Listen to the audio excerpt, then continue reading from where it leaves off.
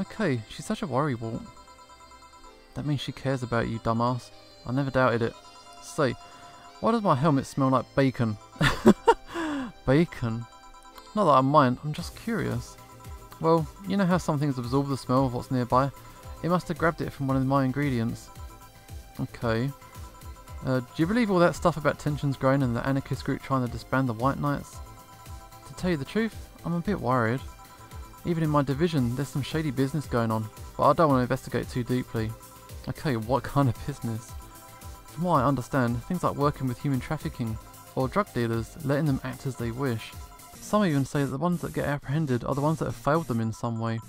Stella always says the White Knights are just glorified mall security. She says that if it's been proven beyond a doubt that some shady business is going on, Zaibatsu Corps' main branch would separate themselves from the whole White Knights division. Something about the Associates' fear of bad PR resulting in them moving to the BTC. It sounds plausible. Yeah, it kinda worries me though, because I really like my job. And I guess a similar fear exists among the upper ranks. Lately they seem restless. Too much politics, huh?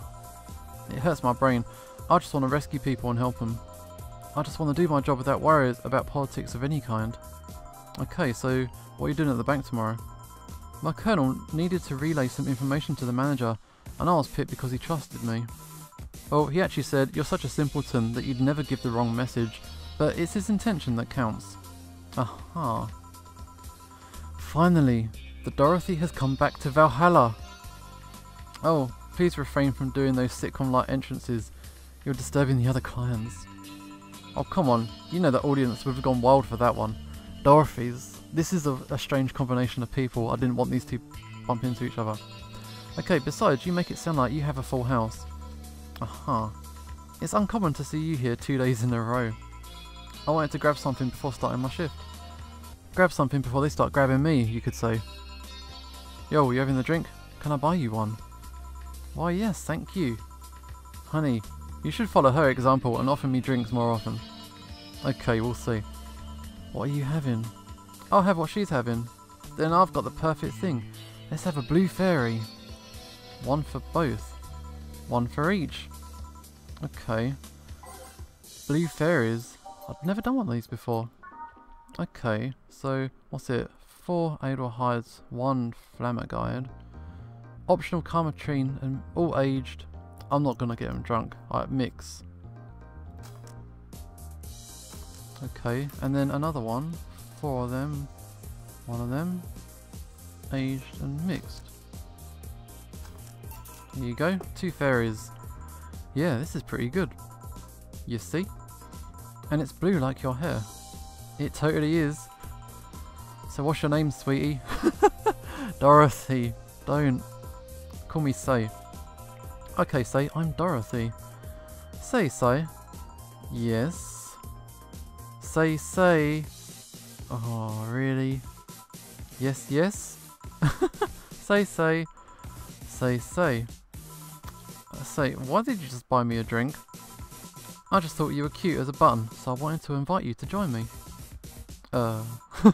Wow, you gotta be the first person to offer me a drink without having an ulterior motive. And that includes fuckboy over there.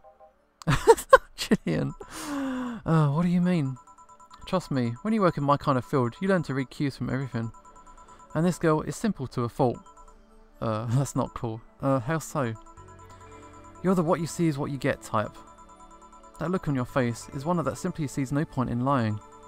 Coupled with the fact that you're here in what looks like your work attire tells me that you're so married to your job that sex is too far down your priority list to notice its existence. So, if you invited me for a drink because you found me cute and that's the extent of it, I believe you. Cool, thanks. You say she's the first one, but what about Deal giving you a ticket the other day? Who? Oh yeah, the Lilin with the dogs. Nah, he doesn't count. He looked like a humanoid Matt. Okay, you seem very perceptive, Dorothy, but I'm not too far behind. How so? I can tell your body is heavily modded with things you shouldn't even have. Oh! Your tongue is a BEB069 with DNA scanning capabilities. Your skin is coated with an anti-radiation finish. Your joints are of the premium extra flexible variety. And the most important thing, your hands. Okay, what about them? I don't know how modded your body is under your clothes. The tongue, joints and skin are merely interesting. But your hands are the MIR D113 of the realtor industries. A model designed to shoot class 5 bullets from its fingertips. So?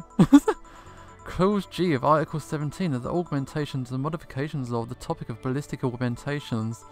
Any humanoid or sapient creature under civilian designation that has any upgraded of its person to hold firearms of Class 3 grade or higher will be either commissioned for disarmament or sent to danger zones. What are you gonna do? Nothing. Eh? I'm not in law enforcement, I just do rescue, and even if I was, I'm not on duty right now. Oh. I want to know though, why go through with that upgrade?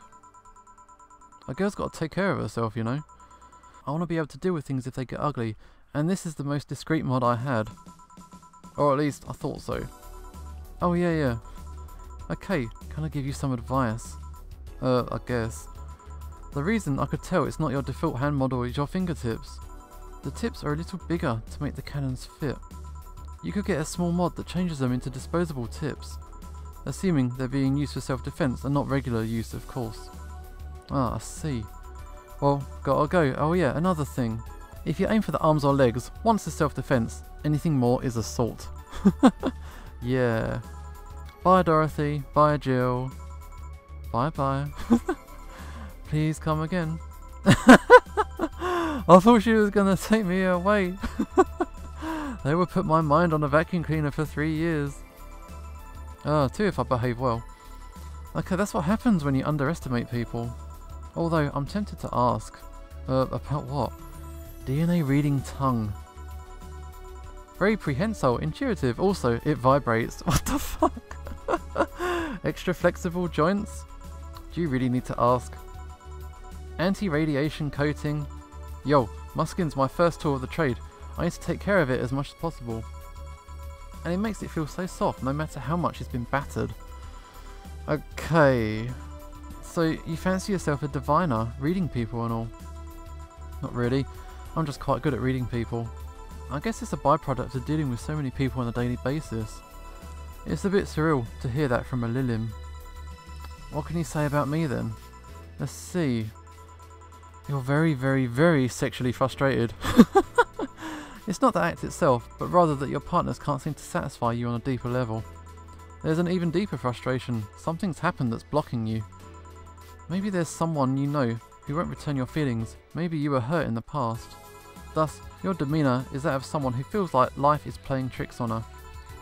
Like a dog whose owner never really throws the ball. Why, did I actually hit the nail on the head? I was making this stuff up on the fly. All of that is just rubbish, I say, because it's right 80% of the time. Generic bullshit, if you will.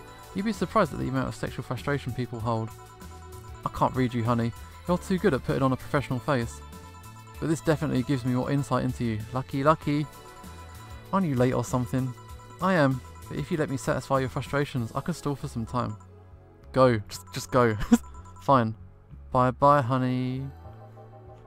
Artificial intelligence has come rather far. One wonders how artificial it remains. Shut up, fuckboy. Everything done? Yep. Hey boss, this might seem random, but do you remember the first time I came to the bar? When you came to submit your contract? Yeah, why? Well, for some reason I've been hung up on it since this morning, and I just realised why. The visage that welcomed me back then was Jill trying to pull your hand out of a jar. Oh yeah, that. I can't remember what exactly, but something fell inside and I tried to retrieve it. I just kind of put my hand in and it got stuck. It was a friend's jar too, so I couldn't just break it. Hey Jill, how did you get my hand out of that jar? A straw and some butter. Oh yeah, clever solution. Yeah, and that brings me to the random thought. That incident, the helmet yesterday, and the many times you got your foot stuck in something for stopping it. Boss, why do you get stuck in so many different things? Now that you mention it, I remember this one time she tried to eat a big sandwich and her jaw got stuck. Then there was the incident with the TV. I'll admit my fault with the others, but the TV incident was not my fault. The assembly instructions for that stand should have labelled their Z and S better. You saw what happened when I switched the S2 pieces with the 5Z ones. Still, Jill's onto something here. Yeah, she is. Now, go clean the dishes and you can leave for today. I like to think she'll make an effort now to avoid getting stuck in things. I want to believe.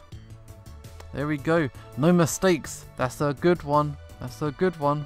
Got me some money.